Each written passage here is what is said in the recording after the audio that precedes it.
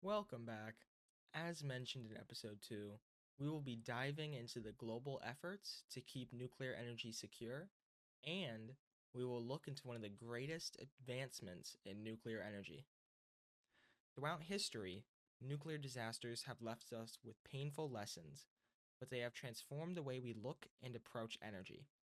With every failure, scientists and engineers have designed stronger, smarter, and safer systems.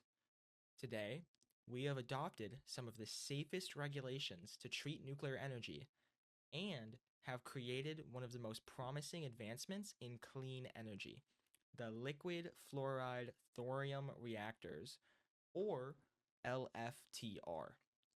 We have multiple agencies that set safety standards for nuclear energy.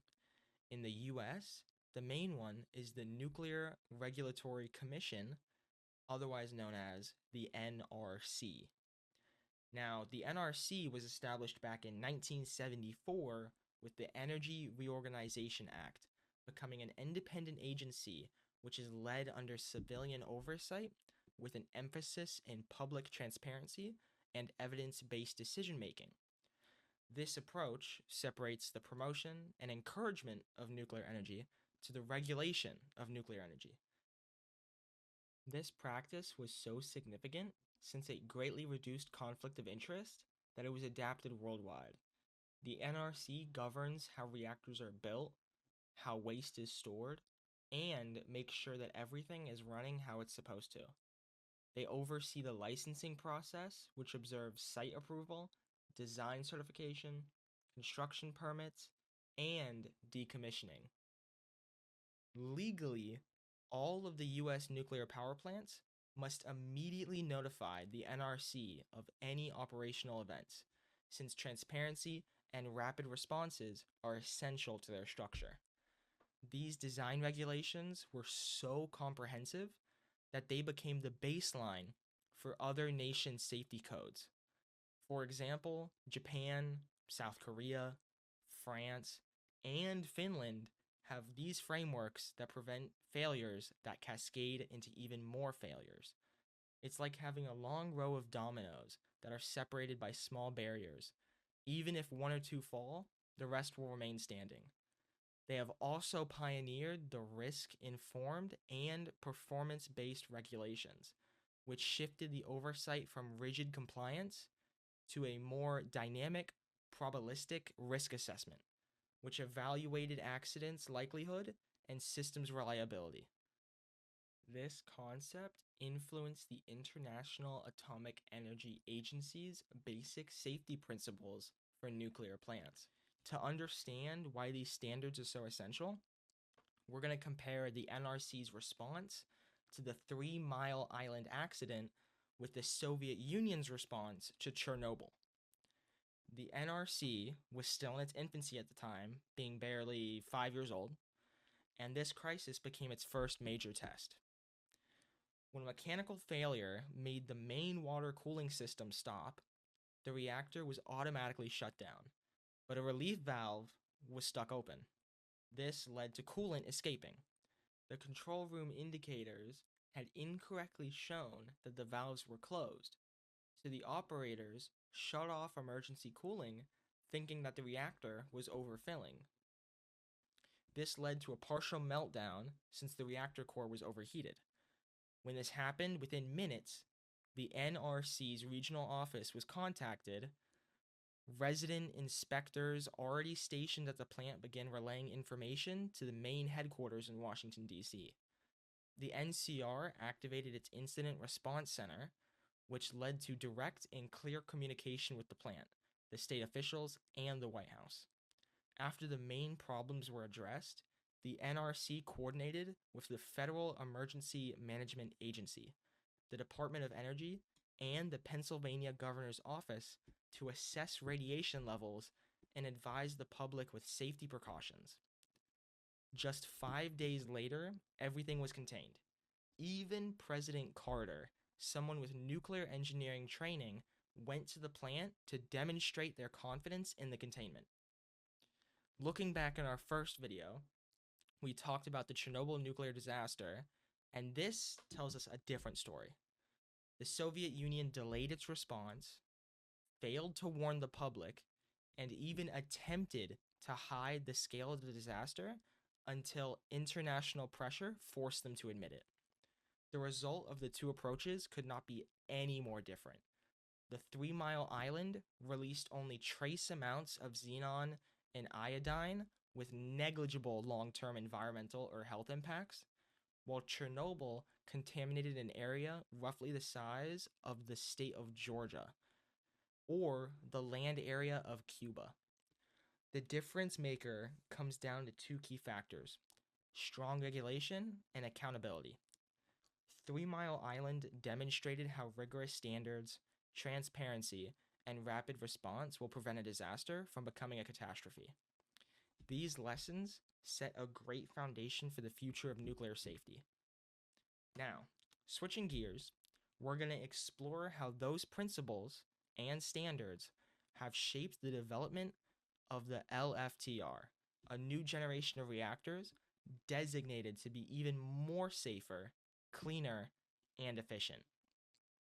In our previous video, episode 2, we compared fossil fuels to nuclear energy and showed how uranium-powered reactors already offer a cleaner, more effective path forward.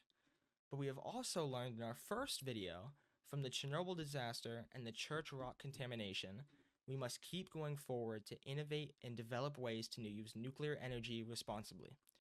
Uranium reactors are a huge step forward from fossil fuels, but they are still based on older designs, ones that have created the disasters we have touched on, having terrible design flaws like having to operate under high pressures and a need for constant cooling and monitoring.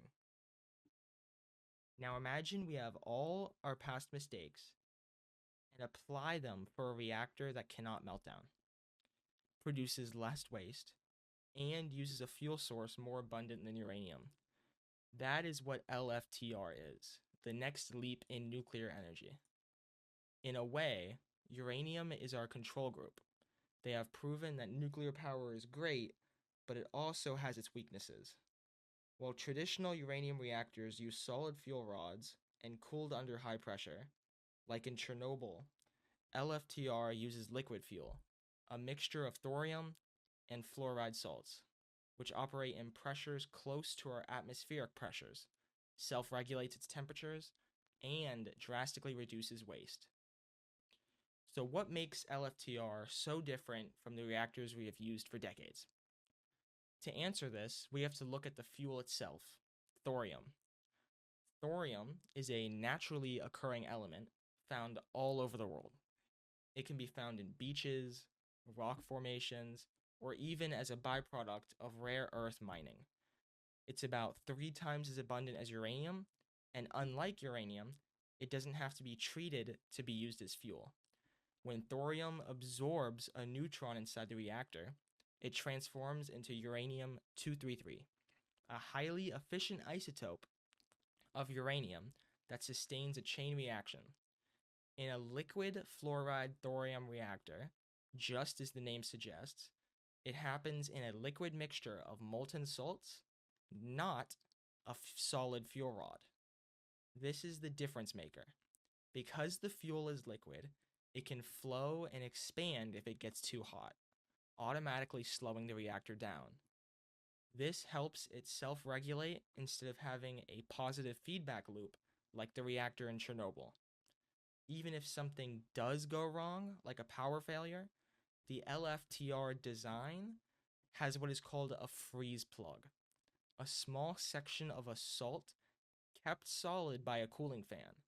If the system ever gets too hot, the plug melts and all the liquid fuels get drained into storage tanks, where it can safely cool down and stop any reactions happening. There is no need for human interfering, making it impossible for human error or mechanical malfunction to make things worse. Now, let's talk about energy efficiency and safety. Traditional uranium reactors only use about 5% of their fuel before it becomes waste. It's like eating a kernel of popcorn and then throwing the rest of the bowl away. LFTR, however, can use nearly all of its fuel, needing even less mining and producing even less waste than uranium does. According to the IAEA and research by Dr. C, which his name will be on the screen, a thorium fuel cycle can produce about 200 times more energy with the same amount of fuel compared to uranium reactors. Looking back at our first video, Church Rock happened when the waste containment was breached, releasing radioactive waste into the environment. If LFTR was used, it would have been completely different story. The waste itself is not a liquid slurry, but instead is a solidified salt, stable enough to be molded into dense bricks that can be stacked, cooled, and stored in dry concrete casks with minimal risk of any leaks or underwater contamination. After being turned to bricks and cooled, these do not need active cooling systems and do not generate hydrogen or any other gases that could create pressure if sealed. These bricks were engineered to stay solid, stable, and inert. These series of videos are not about rewriting history, but to write the next chapter of it. Liquid fluoride thorium reactors represent the future of nuclear energy, being a clean, safe, and efficient alternative, and a reminder that progress only can happen if it is guided by responsibility.